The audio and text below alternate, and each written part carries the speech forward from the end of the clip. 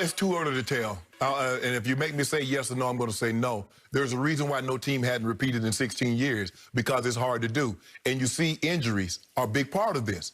So because we saw what happened to the Chiefs' offensive line, they lose basically 3 starters, and they're not the same team that they took to the Super Bowl the previous year. They're not even the same Super Bowl that finished the AFC Championship game. So injuries play a key role in this. And plus, a lot of things have to go well.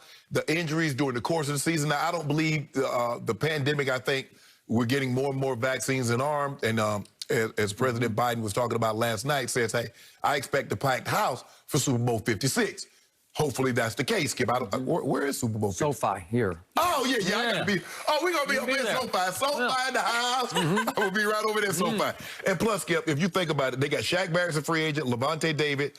I believe they might have priced themselves out of contracts in Tampa, although they might be willing to take less money to come back and compete for a Super Bowl. But Shaq Barrett, considering that he was an undrafted free agent, and I don't think he's going to leave any money on the table. Levante David, that might be something. And Ndamukong Suh, Leonard Fournette, Antonio Brown, Gronk. I believe a couple of those guys you can get back on the cheap. But, Skip, they only have 30 guys under contract for next year. The next closest to that is 42 in the NFL. So of their 53-man roster, only 30 are under contract. So who comes, who goes, it's so hard to repeat because the turnover is so great. Now, what we know right now, for the most part, all the coaches are coming back. Todd Bowles didn't get a job. Byron Leftwich didn't get a job. And so for what we can see right now, Skip, the coaching staff will be back in full. There was some speculation that Bruce Arians, if they won this one, would cede the head coaching to Todd Bowles and maybe either be in the background or walk into the sunset. I think this was such a heady experience for him at his age. He'd say, I got to take another shot. Hey, Skip, you waited 68 years to get this position. Because you remember, Dick Vermeil did that, and he later regretted it. He came back out of retirement and ended up coaching Kansas City because he felt he made a decision out of emotion that was the wrong decision. So maybe if BA sits back a couple of months, Skip, but it's hard to repeat. There's a reason why there have only been a handful of teams in the last 30 years that's ever done it. Because it's so hard. The Cowboys did it, we did it, and the Patriots did it. So it doesn't happen very often. So if you put my feet to the fire today, I'm going to say no. You're going to have to see how this thing plays out. Who comes, who goes, and the injury history. You do not have to put my feet to the fire for me to tell you, yes, he is starting his second dynasty. He's off to the races in Tampa Bay. First of all, I believe he chose Tampa Bay in part because he saw, wait a second, no team has ever played a home Super Bowl, and we got a shot this year. Even in a pandemic year, if we could turn this thing around, I could bring it to a boil by December, we'd have a shot. They took it, they did it, it's history. First team ever to win a home Super Bowl, the Tampa Bay Buccaneers. Way to go. What did he say last week, Tom Brady? He said, we will be better next year. Can you argue with him? Because it's the second time around. He had to throw this thing together on the fly, throw AB in at midseason. There was no preseason. Everything had to be done in fast motion, and now it's all starting to click in place. Do you think Tom Brady will take it any easier next year than he did this year? Do you think he'll back off? Do you think he'll be taking days off? No, he won't. No. He'll be just as driven next year as he was this one.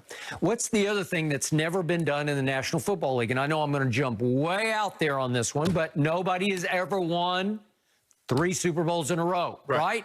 I thought you guys had a real shot, and your quarterback said no, right? And it shocked me because I thought, John Elway, you got to at least give your team one shot.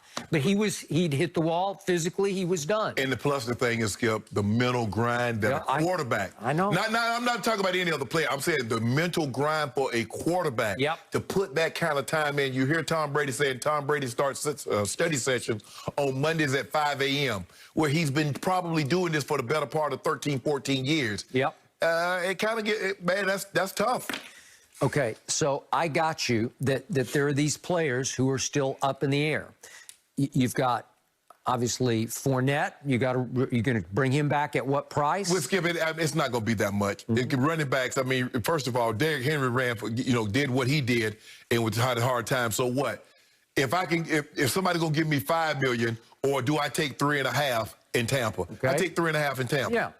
And they still have Ronald Jones, who's only 24 years of age, former second-round pick out of USC. And then brings us to Shaq Barrett. Franchise tagged. Now what? Well, he's going to cost a lot of money. Okay, he's going to cost a lot of money, and he's worth a lot of money. Yes. And to your point, he might be worth more to them than Chris Godwin is. So is that an either-or proposition? Maybe. Yeah. Maybe. Yeah. But watch Tom Brady restructure on the fly. He's committed to one more year at $25 million base. With his incentives, he gets like 28. But remember, he was played this year at 25, while Mahomes' average annual now is 45. Right.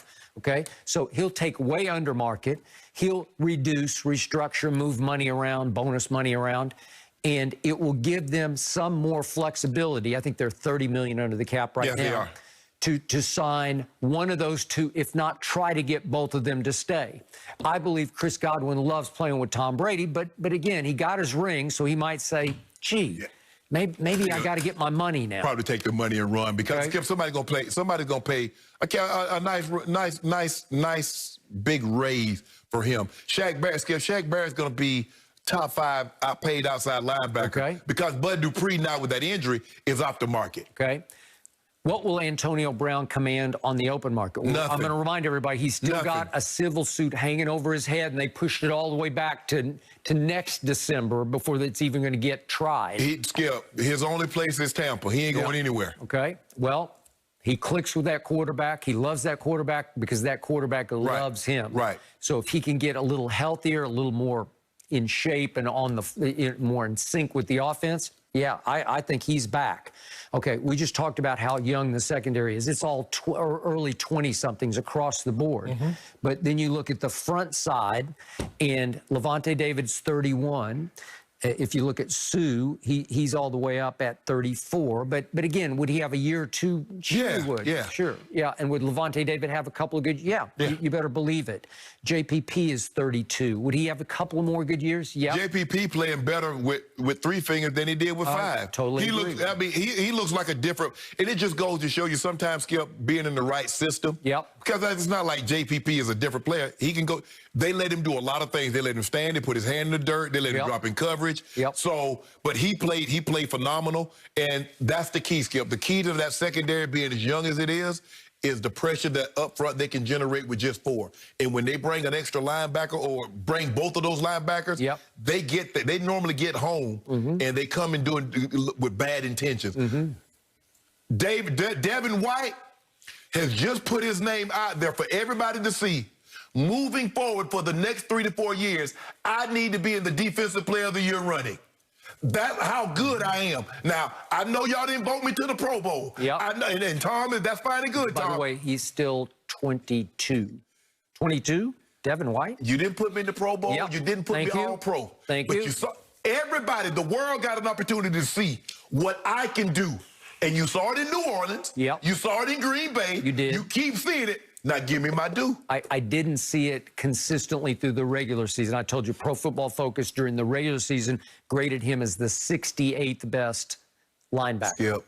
You sometimes, to be as sudden as he is, sometimes he's going to have some misreads because he's getting there in a hurry. So you're going to have some of that, Skip. But somebody got those 130 tackles, those 8.5 sacks. Somebody did that. It was him for a middle linebacker to do what he's doing. Special. Very special. Offensive line, everything to Tom Brady. You have a right tackle who's 22 years of age, and he might have turned into the best right tackle in pro football because you don't hear his name called, right? The left tackle is very good. I'm not saying he's Pro Bowl, but he's very good. He's not Bakhtiari, but he's good. He's good, and he's 27 years of age. And then you look through the middle of it, that Kappa who got hurt and couldn't play the last couple of games, he's still only 26. The center's only 29. So they're pretty set in the middle. And obviously Marpet is 26. So he's a big time player. So that offensive line is going to be protecting like crazy over the next 2-3 years. If you listen to Bruce Arians, and Gronk said it, this was a team that was ready to win. Bruce Arians said this was a team that was ready to win, but didn't know how to win. Yep. Tom Brady gave them the confidence. He did. This is what it takes to win. They bought in. Gronk says, I came here, I'm looking around. This team, man, they got the players. They can win. They're ready to win. And they were. Your quarterback just couldn't put them in harm's way as many times as Jameis was putting them in harm's way. Okay, I got it.